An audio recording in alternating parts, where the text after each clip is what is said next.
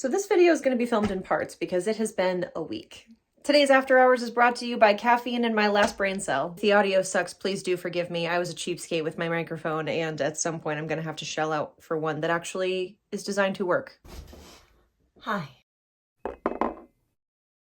Today we're going to talk about vampires. Fitting, I think, that this video starts with me having had the life energy sucked out of me. Feeling a bit like Jonathan Harker today. Gosh, I wonder what could be happening to me. If you get that reference, stick around. And if you don't worry, I'll explain it. I'm going to touch a little bit on some of my favorite vampire stories, but then I also want to get into why I think vampire literature is still important, the place I think it continues to hold in modern folklore, and a little bit about how vampire literature has evolved. I am not an expert, but I have given the subject a fair bit of study. Reading The Vampire was a fabulous grad school class. And I can't seem to go 2 months without at least one of the books I read involving someone with fangs sinking their teeth into someone's neck. P.S. V. Schwab definitely lied in the panel on Stake It or Leave It at the National Book Festival. The word vampire does appear in this book more than once. 3 times by my count. And yes, I did look for it after that claim was made. Now let's get into it. I'm back. With tea and no glasses. Some of my mainstay favorites are, of course, Dracula by Bram Stoker and Carmilla by Sheridan Le Fanu. Dracula, of course, follows the tale of a mysterious and deadly recluse, and the tale is largely told through letters and diary entries. We follow Jonathan Harker, Mina Murray, and Dr. Seward as more progressively weird things continue to occur in the presence of Dracula. Prior to Dracula by over 25 years was Carmilla. Laura and her father live a pretty isolated life when a carriage crash near their home introduces them to a mysterious and deadly stranger. In my ultimate ranking of vampire books, these are both up there, with Carmilla slightly higher. Vampirism is very often used as a metaphor for otherness, but in this one, it is very effectively used as a metaphor for not just queerness, but also feminine sexuality. Laura's understanding of her own desires, what Carmilla could possibly represent to her. The feminist theory practically writes itself with this one. Another older vampire story that I like very much is The Vampire by John Polidori, and if you don't happen to know the lore about that tale, here's a quick rundown. One dark and stormy night, Lord Byron is hanging out with his doctor, John Polidori, and their friends Percy and Mary Shelley. Byron suggests a writing contest in which they try to write the best ghost stories. Mary Shelley, of course, says hold my beer and comes up with a draft that would later become Frankenstein or the New Prometheus. And as far as we know, nothing of note comes from either Percy Shelley or Lord Byron in this contest, but their doctor friend tries his hand, and that's where we get the vampire. Though I will say it is heavily speculated that this is the written variation of the tale told by Lord Byron during this party. This involves a young man named Aubrey, a very vicious nobleman named Lord Ruthven. They form a sort of friendship, and yet Lord Ruthven causes havoc throughout Aubrey's life. This is another one rife with metaphor, and it caused a lot of controversy when it was first published, about 50 years before Carmilla came around and 75 before Dracula. But this is really the first major work in which the vampire is not a demon of folklore, but rather an established gentleman in society. And although Gothic horror definitely had a foothold, the success of this story indicated a major popular interest in more macabre tales that took the demons out of the countryside and put them into high society. Where is it?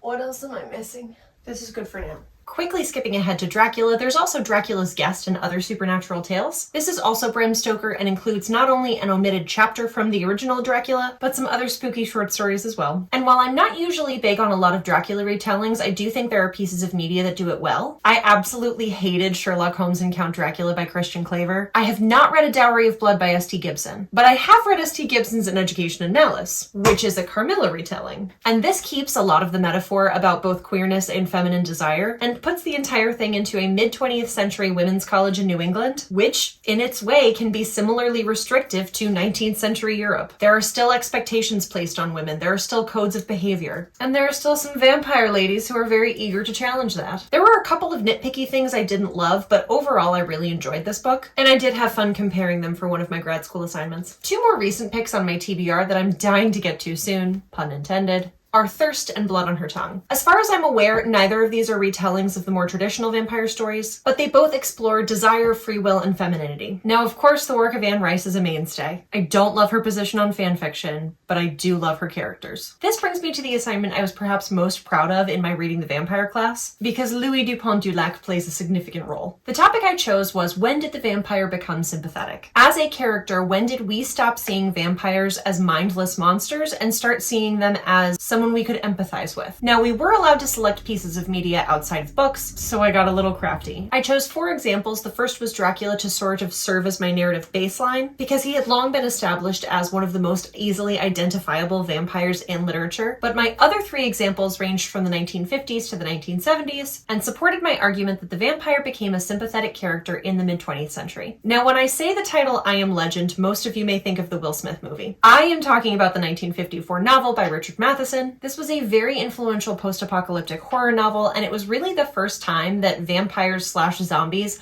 are introduced as a scientific challenge. It opened the door for consideration that vampirism was actually a disease that needed a cure, rather than this innately evil, almost demonic possession. The second example I used was Barnabas Collins from Dark Shadows. No, not the Johnny Depp movie, the television drama from the 60s. But yes, they do follow generally the same storyline. Barnabas Collins has been transformed into a vampire against his will, and regularly fights his nature. In attempting to live as normal a life as he possibly can, he actively holds back on his more monstrous vampiric impulses. And then finally, with the Vampire Chronicles, we have Louis Dupont du Lac in Interview with the Vampire, who places enormous value on human life and is very reluctant to follow Lestat down this very hedonistic, self-serving path. So what do these 3 examples do to the vampire narrative? Well, if Dracula served as the primary archetype for vampires going into the 20th century, this may be a nobleman, he may be an aristocrat, but he's also unrepentantly evil. I argue that the 2 characteristics that began to make vampires as characters more empathetic, reluctance and resistance to becoming a vampire, and repentance or remorse over vampiric behaviors. Now, the vampires in I Am Legend don't speak, but in following the scientific challenge to cure them or change them back, it's heavily implied that the people who have been made vampires didn't want this. They've lost their personalities. And in introducing vampirism as a disease, it takes away the ownership of becoming a vampire, and in its way removes responsibility for vampiric actions. Now, with Barnabas and Louis, we have 2 characters who are vocally opposed to behaving like vampires. And even if you look outside of Dracula as the primary archetype, you have lots of examples of vampires prior to this time period being repeatedly described as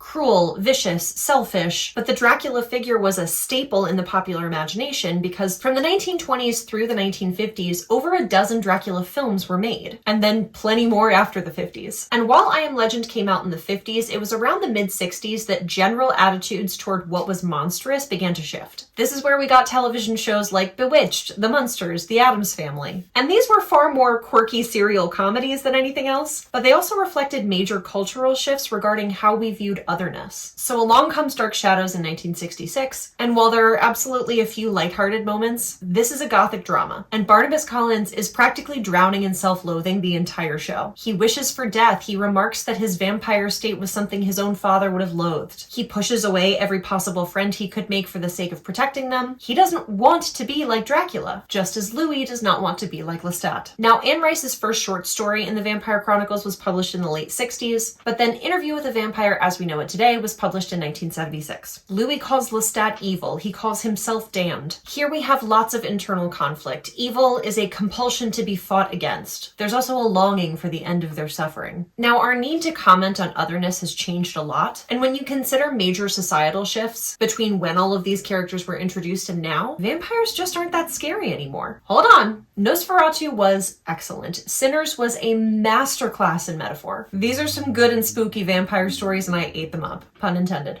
But what a vampire does for an audience member now is very different from what it used to do. Take from that what you will. Why are vampire stories still important to tell? I still think monster stories are important fixtures in literature as tools used to reflect humanity's monstrosities back to us. And I'm so glad to see that, especially in cases like Sinners, it's being used incredibly effectively. But vampire romances are as popular as they are for a reason. Dracula as he was 100 years ago is, yes, absolutely capable of seduction, but it is just not the same as the sort of seduction that the vampire Lestat is capable of. And these still generate all kinds of conversations about mortality, humanity, identity, the balance of power. We can go ahead and pin it all on a bad boy trope, but I think there's more to it than that. Because from the romance aspect, the stakes are higher. Stakes. The narrative can center around a love story that defies all odds. There's major conflict when your romantic partner could kill you. And from the supernatural aspect, there's still a commentary on societal power. Your romantic partner could kill you. All of this to say, the way we look at vampires has shifted enormously in just the last century. But there are many centuries before that of folklore that teed up this idea that there were forces from beyond the grave that could suck the life force out of humans in order for them to continue their dark deeds. And while that thread has largely held, the way it is perceived in the 21st century is incredibly different. In some ways, it's still a thing that goes bump in the night, and in other ways, it's a thing that goes bump in the night. I don't think vampire stories are going anywhere. I think they're always going to have a lot to say about each moment they exist in, but tell me what you think. Why is the vampire still such an important literary fixture? And comment below with some of your favorite vampire stories. If you're seeing this on a Friday, thank you so much for being a Bindery subscriber. And if you're seeing this on a Sunday, please consider subscribing to both my YouTube channel and my Bindery, links down below. And be sure to keep an eye out for my Carmilla costume in a couple of weeks, or else.